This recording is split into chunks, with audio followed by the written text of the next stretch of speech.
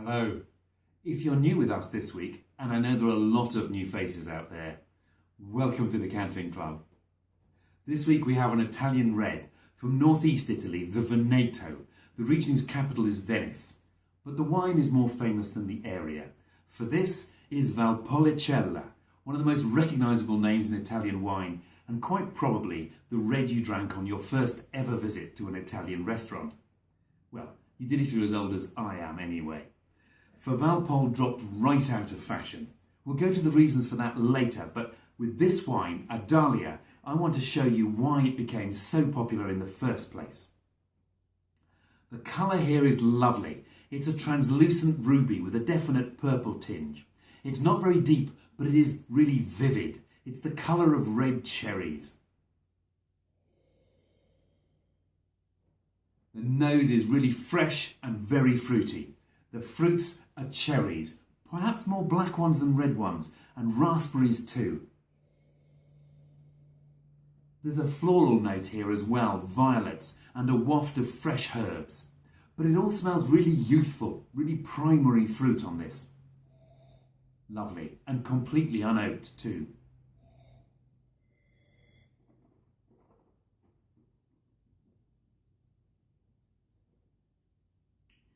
Oh, that's really refreshing acidity and lots of juicy red fruits.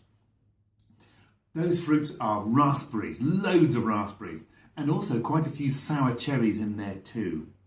But the flavours are very pure, clean and refreshing, and there's almost no tannins on this, so there's nothing to get between you and that pure fruit. Despite the fruit intensity, this is quite light-bodied, as Valpol is supposed to be. On the finish, your mouth waters with all that acidity, and there's some pomegranate joins in with the cherries and the raspberries.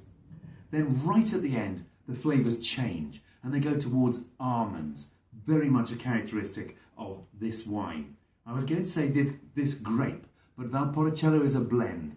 This is made from the classic blend, mostly Corvina, with a little bit of Rondinella and Molinara mixed in.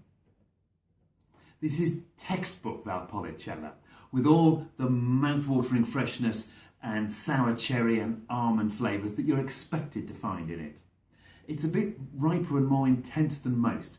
12% alcohol is quite low for most red wine, but quite high for Valpolicella, reflecting not just the warmth of the 2015 vintage, but mostly the favoured aspect of this organically farmed hillside vineyard.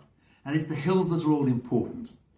Valpolicella is traditionally the wine of the Veronese hills, but when it became famous back in the late 60s, the authorities expanded the area to include lots of inferior flatland down in the plain. This is very fertile, so you can make lots of wine, and very easy to mechanise, so you can make it quickly. You just can't make it very good. And Valpolicella's reputation took a battering. Back up in the hills, though, yields are lower and the grapes get riper. And you can taste that ripeness in this wine, not just with the fruit intensity, but also in the nose. On the way, there are black cherries as well as red ones in this. Despite that ripeness and fruit intensity, this wine never loses the delicious lightness of touch for which Valpolicella is famed. It's really food friendly with that high acidity, low tannin, pure fruit flavours. You just know that this is going to go beautifully with anything you care to pair it with. Well, except possibly dessert. Cheers.